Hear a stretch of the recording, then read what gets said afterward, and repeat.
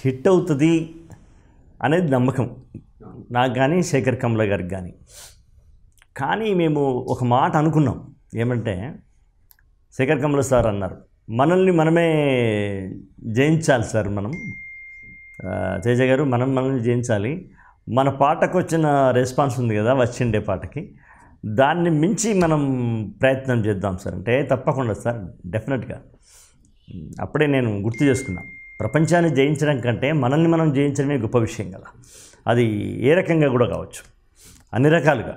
కాబట్టి మన చరిత్రని మనమే, నాకు మిత్రులందరూ చేసే మెసేజ్లు కానీ, మీలాంటి వాళ్ళు ఫోన్ చేసి చెప్పడం కానీ, మీ రికార్డ్ మీరే దాటి ముందుకు వచ్చారు సార్. ఇది 3 days లోపలనే ఇంత ప్రపంచవ్యాప్తంగా బాగా వ్యూస్ వస్తున్నాయి, 1.5 కోటి. చాలామంది ఫోన్లు చేయడము, నాకు అంటే పెద్ద పెద్ద డైరెక్టర్స్ కూడా ఫోన్ చేయడం, కృష్ణవంశీ గారు ఫోన్ చేశారు, అట్లాగే సంపత్ నంది ఫోన్ చేశారు, ఇంకా వేరే డైరెక్టర్ ఫోన్ చేశారు. ఇలా వాళ్ళు మాట్లాడడం అంతా చాలా ఆనందంగా ఉంది. నేను ఇంత ఆనందాన్ని ఎప్పుడు చవి చూశానంటే, నాకు నేషనల్ అవార్డు వచ్చినప్పుడు చవి చూశాను నేను. మళ్ళీ నాకు ఒక సుదీర్ఘమైన అనారోగ్యము, శస్త్రచికిత్స, వీటి తర్వాత మళ్ళీ నేను ఒక నేషనల్ అవార్డు పొందనున్నట్టు ఆనందం పొందాను నేను. మా ఫ్యామిలీ, మా పిల్లలు అమెరికాలో ఉన్నారు, మా పాప కరీంనగర్లో ఉంది, మా మనవరాళ్ళు, మేము అందరం కూడా చాలా ఆనందం పొందడం జరిగింది. ఇప్పుడు ఒక సాహిత్యానికి జ్ఞానపీఠ అవార్డు వస్తుంది, అదొక గొప్ప ఆనందం. ఇంకొక దానికి జనపీఠ అవార్డు వస్తుంది, అది జ్ఞానపీఠం అయితే ఇది జన హృదయపీఠం అనుకుందాం. ఇవాళ మనకు ఒక ప్రజల యొక్క హృదయపీఠం అవార్డు ఇచ్చినట్టుగా ఫీల్ అవుతున్నాను నేను. I'm very very happy really. నేను మా అమ్మ పాడుతుంటే నేను నా చిన్నప్పుడు 6-7వ తరగతిలో విన్నాను, మా అమ్మ నోట విన్నాను. జగమెరిగిన పాట అది. దానికి ఓనర్లు అంటే ఎవరు లేరు, దానికి జానపదులే ఓనర్లు. జానపదుల హృదయం నుంచి వచ్చింది అది. అంటే కవియు నివసించు జనుల నాలుకలందు అంటారు, రాజు నివసించు రాతి విగ్రహములందు. కవియు నివసించు జనుల నాలుకలందు అన్నట్టు, జనుల నాలుకల మీదుగా తరతరాలుగా వచ్చింది. మా అమ్మ చెప్పింది నాకు. అంటే మా అమ్మ ఎప్పుడో విన్నదే కదా, మా అమ్మ తయారు చేసింది కాదు కదా, అది ఎవరో అల్లుకున్న పాట. వాళ్ళు ఎంత గొప్పవాళ్ళు అంటే, ఒక శిల్పి ఒక గుడిలో ఒక శిల్పం చెక్కితే కింద తన సంతకం చేసుకోడు. భగవంతుడు కూడా ఒక సృష్టి నిర్మాణం చేసి కింద సంతకం ఏం చేసుకోవాలి. మనం అంటున్నాం వాళ్ళు భగవంతుడు ఇది చేసి ఉంటాడని. ఇవాళ ఆనాటి జానపదులు కూడా భగవంతులు లాంటి వాళ్ళే, ఒక మహాశిల్పులే వాళ్ళు. వాళ్ళ కింద పేరు రాసుకోవాలి, అల్లుకొని వదిలిపెట్టిపోయారు వాళ్ళు. అది అలా వేదాలు గనక అపౌరుషేయాలంటారు, శృతులు రాసింది కావు అవి. ఒకరు పాడితే ఒకరు వింటే, మళ్ళీ ఒకరు వింటే, అట్లా వచ్చినాయి వేదాలు. తర్వాత ఎవరో రాశారు, వ్యాసుడు లాంటి. జానపదాలు కూడా వేదాలు లాంటివే, ఎవరో రాసినవి కావు. అలా విని, కొడుకు విని, మా అమ్మ ద్వారా విన్నాను. మా రేలా కార్యక్రమం చేసినప్పుడు పిల్లలు వచ్చి పాడుతుంటే విన్నాను. తర్వాత మేము అక్కడక్కడ ఏదో సందర్భంలో పాడడం జరిగింది. శేఖర్ కమ్ల గారు ఈ పాటని మీరు జడ్జిగా ఉన్నప్పుడే రేలారేలో పాడింది, టీ న్యూస్లో పాడింది, కోమలి అని ఒక అమ్మాయి పాడింది. నేను ఆ అమ్మాయి సేకరించిన పాట ఇది మనం తీసుకుందాము అంటే, సంతోషంగా తీసుకుందామండి అనుకున్నాము. అయితే ఇట్లాంటివి తీసుకున్నప్పుడు ఒక ప్రమాదం ఉంది. వాళ్ళొక ధోరణిలో రాస్తారు. వాళ్ళు చదువుకున్న వాళ్ళు కాదు, వాళ్ళు నిజంగా చెప్పాలంటే వాళ్ళు ఒక సమాజమే విశ్వవిద్యాలయంలాగా ఉన్నవాళ్ళు. వాళ్ళు పెద్దగా ప్రత్యేకంగా అకాడమిక్ డిగ్రీలు ఉండవు. వాళ్ళ పాఠం తీసుకొని మనం రాసినప్పుడు మన పాండిత్యాన్ని చూపించొద్దు. మన పాండిత్యము, మన కవిత్వము, మన ఎంఏ, మన ఫిలాసఫీ, మన డిగ్రీలు, మన తెలుగు డిగ్రీలు అవి ఎక్కర్లా. వాళ్ళ పదాలని మనం అట్లాగే పదాలను వేసి కాపాడితే అది అందమైన రూపంగా తయారవుతుంది. ఇప్పుడు ఆత్రేయ గారు, ఉంటే మా ఊళ్ళో ఉండు, పోతే మీ దేశం పోరా, చుట్టుపక్కల ఉన్నావంటే చూడకుండా ప్రాణం ఉండదురా అని రాశాడు. అది ప్రేమనగర్ రాశాడు. అది ఆయన రాసింది కాదు. ఆ పల్లవి, ఆ 4 లైన్లు జనంలో ఉన్నటువంటి జానపద గేయాన్ని తీసుకొచ్చి రాశాడు ఆయన. దాన్ని విచరణాలు రాసుకుంటూ పోయాడు. నేను అందుకని ఇది రాసేటప్పుడు ఆలోచించాను, ఇట్లా మన వాళ్ళు ఎవరైనా చేశారా నాకంటే పూర్వులు. అంటే ఒక నారాయణ రెడ్డి గారు, ఆయన కూడా చేశాడు. ఒక వేమన పద్యాన్ని తీసుకొని పాటగా చేశాడు. పుట్టినప్పుడు బట్ట కట్టలేదు, పోయేటప్పుడు అది వెంటరాదు. అది వేమన పద్యమే కదా. ఇలా ఆత్రేయ గారు నల్లవాడే అమ్మమ్మ అల్లరి పిల్లవాడే, ఇది బసవరాజు అప్పారావు గారు రాసిన గీతం. ఇది ఆ గీతాన్ని యాజ్ ఇట్ ఈజ్గా పెట్టేసి ఆయన మిగతా అది రాసుకుంటూ పోయారు. అంటే నేను రాసే ముందు ఇవన్నీ వెతుక్కుంటాం కదా. అలా ఈ జానపదానికి ఒక అద్భుతమైన రూపం తీసుకొద్దాం. సినిమా అనేది మామూలు విషయం కాదు కదా సార్, ఒక బిగ్గెస్ట్ మాధ్యమం కదా, పవర్ఫుల్ మీడియా కదా. బాగా కుదిరితే ఇక ఆ పాటకు మనం ప్రాణం పోసినట్టు అవుతుంది కదా, ఎప్పటికి నిలబెట్టినట్టు అవుతుంది కదా అని ఆ పై 4 వాక్యాలు తీసుకుని సార్ చెప్పారు, ఇట్లా కోమలి అనే దగ్గర సేకరించిన పాట తీస్తున్నాము అంటే సరే అని.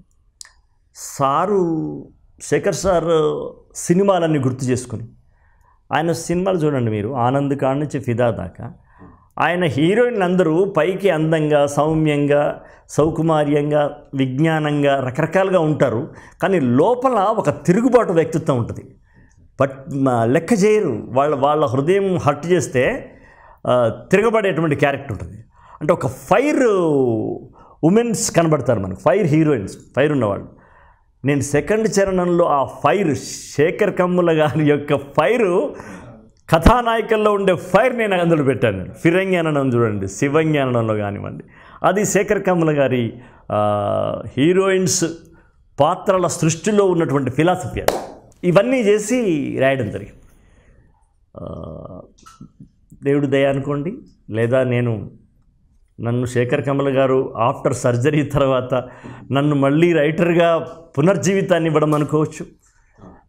అన్నీ కుదిరేయండి. మొదటి పాట దాదాపు ఇది ఇంకా రాశాము, కానీ విడుదల కావాలి. ఇప్పుడు 3R 3 పాటలు రాశాను నేను, నారప్పకు రాశాను, వకీల్ షాపు కూడా రాశాను, ఇట్లా అన్నిటికీ రాశాను. కానీ విడుదలైన ఆఫ్టర్ 13 నెలల అజ్ఞాతవాసం తర్వాత విడుదలవుతున్నటువంటి ఒక అదనమాట. ఆమె అనగానే ఆమె మనకు కళ్ళ ముందు నిలబడుతుంది కదా. ఆమె ఏ పదాన్ని ఎలా ఎక్స్ప్రెషన్ చేస్తుందో కూడా మనం ఊహించుకుంటాం కదా. ఆల్రెడీ మనం చూసాం, అంటే తమిళం కావచ్చు, తెలుగులో కావచ్చు, ఫిదాలో చూసాము. మారి అనేది ఏది చేసింది అమ్మాయి, రౌడీ బేబీ కదా చేసింది కదా. ఆమె పోతే నాకెందుకు ఆమెతో నేను స్వయంగా కూడా ఒకసారి షూటింగ్లో మాట్లాడాను, ఇది ఫిదా. ఆ అమ్మాయిలో ఒక ఫైర్ నాకు నచ్చింది బాగా. ఆమె వ్యక్తిత్వం కూడా అలాంటిదే. నచ్చకపోతే నేను సినిమా చేయను అంటది తప్ప, ఏదో బాగా డబ్బులు ఎక్కువిస్తామని కానీ రెడీ అని చెప్పే కాదు ఆమె. అంటే తన లోపలనే ఒక ఫైర్ ఉంది, ఒక కమిట్మెంట్ ఉంది, ఒక ఇండివిజువాలిటీ ఉంది. మనం సినిమా పాట రాసేటప్పుడు ఇవన్నీ ఊహించుకుంటాం. చిరంజీవి గారు రాస్తే ఎట్లా రాస్తాము, ఒక హాస్య నటుడికి రాస్తే ఎట్లా రాస్తాం, రెండు ఒక తీరు రాయం కదా. కాబట్టి ఆ దృష్టిలో పెట్టుకున్నాను నేను బాడీ లాంగ్వేజ్. ఈ పాటను తీసుకొచ్చి ఒక సెట్ వేసి ఏదో ఒక ఐటమ్ సాంగ్లా చేసింది అనుకుంటే ఇంత ఎప్లాజ్ వచ్చేది కాదు. తెలంగాణ కల్చర్ మీకు నా పదాలలో ఎలా గుప్పించాను నేను, తెలంగాణ కల్చర్ని ఆయన వెనకాల ఉండే వాతావరణాన్ని అలా పెట్టాడు. మీరు చూడండి, టప్ర చూడగానే ఒక కమాన్, ఒక ఆర్చ్ కనబడుతుంది. తెలంగాణ పల్లెటూళ్ళలో ఉండే పాతకాలపు ఇల్లు యొక్క స్పెషాలిటీ ఇట్లా గడిలాగా. అంటే మనకు మొఘల్ కల్చర్ కనిపిస్తుంది, Mughal culture, Arabic Mughal culture కనిపిస్తుంది. అందులోంచి లోపలికి పోతే నిర్మల్ బొమ్మలతో స్టార్ట్ చేస్తారు. ఆ పల్లకి ఉంది చూడండి, నిర్మల్ బొమ్మ. అది మనం చాలా గర్వంగా, అంటే తెలంగాణ ఆత్మ కనిపించేది కదా నిర్మల్ బొమ్మ అంటే. ఈ నిర్మల్ బొమ్మ తర్వాత ఒక పెద్ద ఇన్స్ట్రుమెంట్ పెడతాడు అక్కడ, కిన్నెర, 13 మెట్ల కిన్నెర అనేది ఉంటుంది. అది ఆ కిన్నెర పెడతాడు. ఆ కిన్నెర పెట్టేసి ఆ పసుపు దంచడంలో, ఇప్పటి పిల్లలకి, ఇప్పటి సాఫ్ట్వేర్ కోడళ్ళు అనుకోండి, కొడుకులకి మీరు పసుపు కావాలంటే వాళ్ళు ప్యాకెట్లు తెచ్చుకుంటారు తప్ప దాన్ని దంచుతారని ఏం తెలియదు కదా. వాళ్ళు ఏదో మామూలు ఈ కాఫీ పౌడరు, ఈ పౌడర్, ఆ పౌడరు, పాండ్స్ పౌడరు, ఆ పౌడర్ లాగా ఈ పసుపు పౌడర్ అనుకుంటారు. కానీ దానికి ఒక పసుపు చెట్లున్నాయి, ఈ పసుపు మొక్కలు మొలుస్తాయి, అవి ఇట్లా దంచుతారు. తర్వాత పిండి మనకు గ్రైండర్లో తెలుసు ఈనాటి కల్చర్కి. నా మనవరాలకే అనుకోండి, నా మనవరాలకి తెలియదు కదా ఇసుర్రాయి అని. మా అమ్మ చేసింది, కొంతకాలం నా భార్య కూడా చేసింది. అట్లా ఆ కల్చర్లో ఉన్నది. అవన్నీ కూడా పాటని ఎట్లా చేశారంటే, పాటని ఒళ్ళో కూర్చోబెట్టుకున్నటువంటి ఒక సాంస్కృతిక విగ్రహం ఒళ్ళో పాట కూర్చోబెట్టినట్టు అయిందనమాట. ఆ బ్యాక్గ్రౌండ్ యొక్క గ్రేస్ అద్భుతంగా ఆయన, దానికి శేఖర్ గారినే మనం అభినందించాలి. అలాగే మన కల్చర్ ఎంత గొప్పదో అనేది కూడా మనకు అర్థమైపోతుంది. అక్కడ ఉన్న ఆర్ట్ డైరెక్టర్ ప్రధానంగా ఈ పాటని నేను రాసిన తర్వాత ట్యూన్ చేశారు పవన్ గారు. ఆ ట్యూన్ అద్భుతంగా కుదిరింది. అట్లాగే మంగ్లీ ఎంత బాగా అద్భుతంగా పాడడం, ఇవన్నీ మళ్ళీ శేఖర్ మాస్టర్ని మనం మర్చిపోదు. ఇక్కడ ఏమి పెడతాడు ఆయన, నాకు అర్థం కాదు. అదేందో ఆయనకు ఆ సాయి పల్లవికి ఏంటో నాకు అర్థం కాదు. కానీ ఒక మొన్న ఫిదాలో కానీ ఇప్పుడు కానీ ఆ సాయి పల్లవి బాడీ లాంగ్వేజు, ఆమె యొక్క ఆ పాత్ర తాలూకు వ్యక్తిత్వము, పాత్ర, అదంతా ఆయన భంగిమలో పెట్టడంలో ఉంటుంది అనిపిస్తుంది నాకు. ఇది ఆ బ్లాక్ పెట్టడం లోపల ఒక్కొక్క స్టెప్ ఇవ్వడం, ఒక్కొక్క ఆ మాస్టారు, కెమెరామెన్, వీళ్ళందరూ ఇందరూ గాయకులు, సంగీత దర్శకులు ప్రధానంగా సాయి పల్లవి మోసింది కదా పాటని. భుజాల మీద మోసుకు వెళ్ళింది అశోక్ తేజ కాదు, ఇంకెవరు కాదు, సాయి పల్లవి. ఇందరి యొక్క సామూహిక కృషి, సామూహికమైనటువంటి ప్రదర్శన, పర్ఫార్మెన్స్, ప్రజెంటేషన్. ఇవాళ మీరు ఆ 1.5 లక్షలకు ఆ క్రెడిట్ అంతా వీళ్ళందరికీ చెందుతుంది. నా ఒకరికి కానీ ఏ ఒకరికి కాదు, వీళ్ళందరికీ చెందుతుంది. అంటే ఇదంతా కళ్ళు మూసుకొని శేఖర్ గారు మొదలు ఊహించారు. అది మేమందరం కలిసి తలా కొంత చేసి ఆయన ఊహించుకున్న బొమ్మను తీసుకొచ్చి వెండితెర మీద పెట్టినట్టే పాట రాసింది. అబ్బో, కౌగులించుకున్నంత పని చేస్తారు. చాలా బాగుంది. మీరు ఆ వర్కింగ్ స్టైల్ చూడండి, ఆయన ఎంత ఎంజాయ్ చేస్తున్నాడో. నేను పాట వినిపిస్తుంటే ఆయన తప్పులు కొట్టాడనమాట. ఆయన చాలా ప్రేమని వ్యక్తం చేశాడు. పాటలో ఒకటి తీసుకున్నారు కదా, very very very much enjoy lot. పెద్దగా వర్షన్స్ ఏం రాయలేదు. ఆయన మొదలు 3 అర్థం కాక ఏదో కొంత రాస్తాము, అట్లా కాదు మనం ఇట్లా వెళ్దాము అని చెప్తారు కదా. చెప్పినాక నేను వెంటనే, నాకు తెలిసి ఫస్ట్ వెర్షన్లోనే కొన్ని వాక్యాలు ఓకే అయిపోయినాయి. సెకండ్ వెర్షన్లో మిగతా వాక్యాలు కొన్ని తీసి కొన్ని పెట్టడం. చివరికి ఒకసారి పల్లవి కూడా మనం ట్రై చేద్దాము, దాంతో పాటుగా ఇంకొక పల్లవి అంటే, అయ్యో అది బ్రహ్మాండమైన పల్లవి సార్, అది జానపదులది అంటే, లేదు మనం కూడా ఒక 2 ట్రై చేద్దామన్నాడు. అప్పుడు నేను వాళ్ళ హృదయంలోకి వెళ్ళిపోయి వాళ్ళ హృదయం నా హృదయంలోకి ఆవహింపజేసుకుని, దాని సేవులకు దుద్దులు మెరియా, దాని సెంపల వెన్నెల గురియా, అది రమ్మంటే రాదుర సెలియా అనగానే మనకు ఒక వ్యక్తిత్వం ఉన్నటువంటి తెలంగాణ ఆడపడుచు మనకు కనపడుతుంది. ఇలా అట్లా కూడా ట్రై చేసాం. దాని నడుముడతలే మెరియా, పడిపోతుంది మొగోళ్ళ దునియా పడిపోతానగానే ఆయన కిలకిల వేశాడు ఆయన. అరే ఏం భలే ఉంది సార్, మగ ప్రపంచం మనకు దద్దరిల్లింది పురుష ప్రపంచం అని మనకు పింగళి గారు మనకి ఇచ్చారు. దాన్ని నేను మొగోళ్ళ దునియా అన్నాము, ఎందుకంటే ఇది దరియా వరియా మిరియా అట్లా వస్తుంది కదా. కాబట్టి అలా ఇది చాలామందికి తెలియదు. నాకు నా మనవరాల్లో ఫోన్ చేసి అడిగింది, తాత అంత బాగుంది సారంగధరి అంటే ఏంది, ఆ అమ్మాయిని అట్లా అంటారా అంటే. వేణుధరుడు అంటే వేణువును ధరించినవాడు, మురళీధరుడు, గదాధరుడు, చక్రధరుడు, ఈ యొక్క ఇన్స్ట్రుమెంట్ని ధరించినవాడు. లంబోదరుడు అంటే ఉదరము, అది వేరే. లంబోధరుడు కాదు, ఉదరుడు, అది ఉదరుడు అంటే పొట్ట. ఇదేమో ధరుడు, వేణుధరుడు, ఖడ్గధారి, చక్రధారి. అట్లాగా సారంగి అని ఒక ఇన్స్ట్రుమెంట్ ఉంది. అది జానపదులు మాత్రమే తెలిసినటువంటి ఇన్స్ట్రుమెంట్. అది ఒక ట్రైబల్ ఇన్స్ట్రుమెంట్, అది సంగీత ఇన్స్ట్రుమెంట్. తుడుము అంటాం, గోండు వాళ్ళు కొట్టే మృదంగం లాంటిది ఉంటుంది కదా, దెబ్బ, డప్పు లాంటిది, దాన్ని తుడుము అంటాం. అది చర్మ వాయిద్యం. ఇది సారంగి, కిన్నెర, ఇవి వాళ్ళ యొక్క ఓన్. పిల్లంగొయ్య అంటారు, మురళి. ఈ సారంగి అనేది ఒక వాయిద్యం. సారంగిని ధరించిన వాడు సారంగధరుడు. సారంగి ధరించిన అమ్మాయి అయితే సారంగధరి, తేనెలాధరి అన్నట్టు. తేనెల అంటే పెదవులు కలిగింది. సారంగిని ధరించినటువంటి అమ్మాయి. చెలిని చెలియా అంటారు, ఏది ప్రజలు, జానపదులు. సఖిని సఖియా అంటారు. చెలియా సఖియా వినవేమే కనులేమనెను. అలాగే సారంగధరిని కూడా వాళ్ళు దరియా అన్నారు. ఇది మనం పట్టుకున్నాం. నేను పర్ఫెక్ట్గా రేలాలో పనిచేసి ఉన్నాను కాబట్టి యాజ్ ఏ జడ్జిగా నేను అప్పుడు బాగా వచ్చిన పాటల్ని బాగా పరిశోధించి చెప్పేవాడిని. దీని వెనకాల ఇది ఉంది దీని వెనకాల. గోరటి వెంకన్న, నేను, ఉదయభాను ఇట్లా చేసినప్పుడు అలా సారంగధర్య అంటే సారంగిని ధరించిన ఒక అమ్మాయి, సామాన్యమైన స్త్రీ కాదు. అది ఎవడు పడితే వాడు రమ్మంటే వచ్చేది కాదు. అది రమ్మంటే రాదు. అది ఆఫ్కోర్స్ ఆమె భుజం మీద కడవ పెట్టుకొని నడుస్తుంటే గుత్తెపు రైకలు మెరుస్తాయి. గుత్తెపు రైకలు అంటే బిగుతుగా ఉన్నటువంటి జాకెట్ అయ్యా.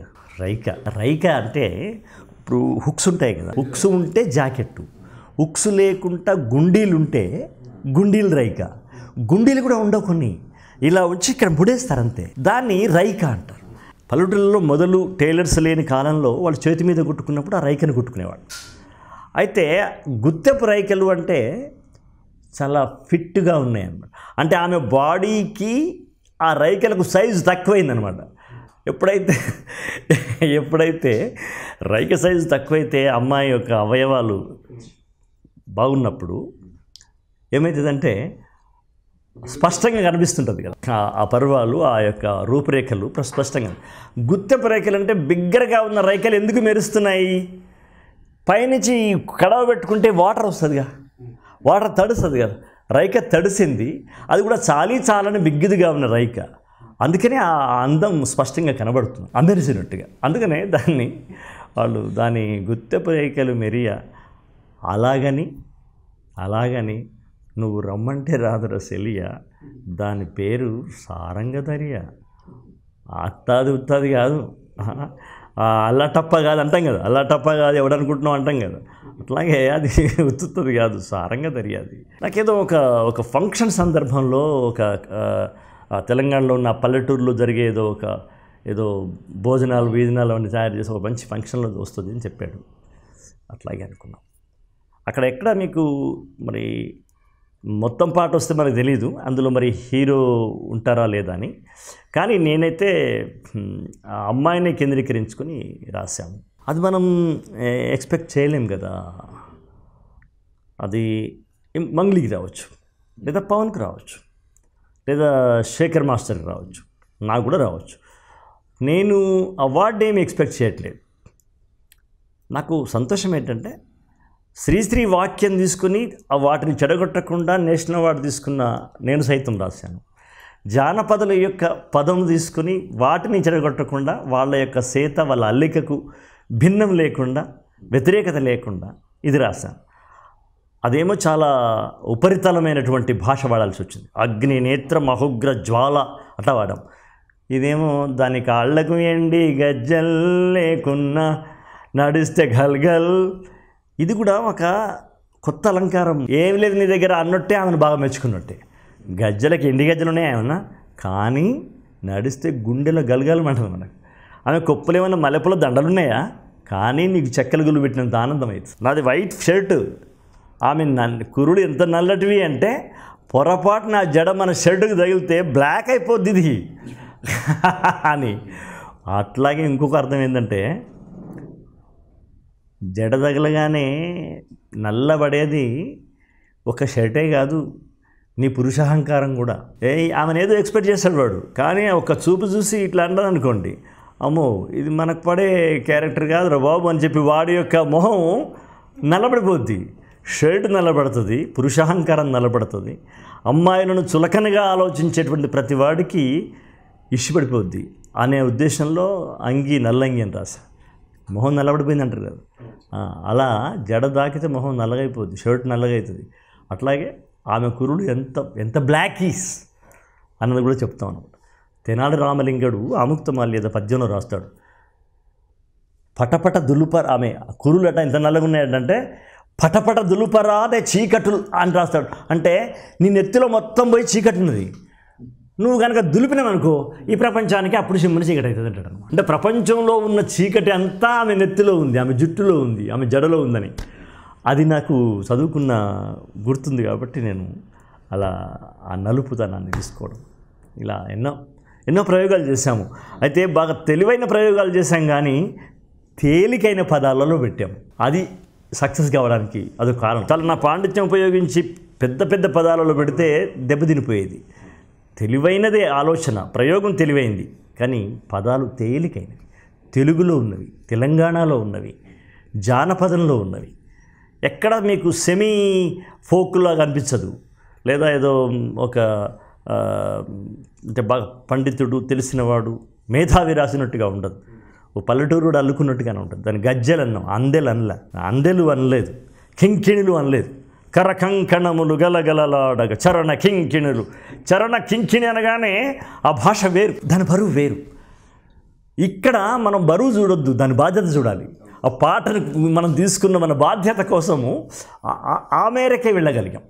అంతవరకు దిగి ఒదిగి. సో ఈ రకంగా ఏంటంటే అంటే ఇంతమంది సామూహిక కృషిలో అందరూ వాళ్ళ యొక్క ప్రతిభను చూపించే నేపథ్యంలో ఇంత చూపించినా కూడా ప్రజలు స్వీకరించాలని రూల్ ఏం లేదుగా. కాబట్టి వీటన్నిటికీ ఇవాళ ప్రజలే చరిత్ర నిర్మాతలు అన్నట్టు. ఇవాళ ఈ పాటకు ఒక చరిత్ర వస్తుందంటే దానికి చరిత్ర నిర్మాతలు మేం కాదు, ప్రజలే చరిత్ర నిర్మాతలు. ఇవాళ ఈ పాటకు వస్తున్న అప్లాజ్ కానివ్వండి, ఆ స్పందన కానివ్వండి, గుర్తింపు కానివ్వండి, ఇదన్నిటికి కారణం ప్రజలకు జానపదాల పట్ల, తేలికైన పల్లె పదాల పట్ల వాళ్ళకున్నటువంటి ప్రేమ. ఇవాళ వాళ్ళ దీవెన. ఈ 1.5 కోటి వ్యూస్ అంటే 1.5 కోటి తెలుగు బిడ్డల దీవెనలాగా భావిస్తున్నాను నేను. ఇదొక బ్లెస్సింగ్స్. ఒక మంచి పాటకు ప్రేక్షకులు, రసజ్ఞులైన ప్రేక్షకులు ఇచ్చేటువంటి ఒక ఆశీర్వాదంగా భావిస్తూ వాళ్ళందరికీ ఈ పాట కోసం పరివ్యాప్తం చేయడానికి కంకణం కట్టుకున్న ప్రతి ఛానల్కి, మీ అందరికీ వెబ్ ఛానల్ కావచ్చు, అది టీవీ ఛానల్స్ కావచ్చు, అందరికీ కూడా మనస్ఫూర్తిగా ధన్యవాదాలు తెలియజేస్తున్నాను. నమస్కారం.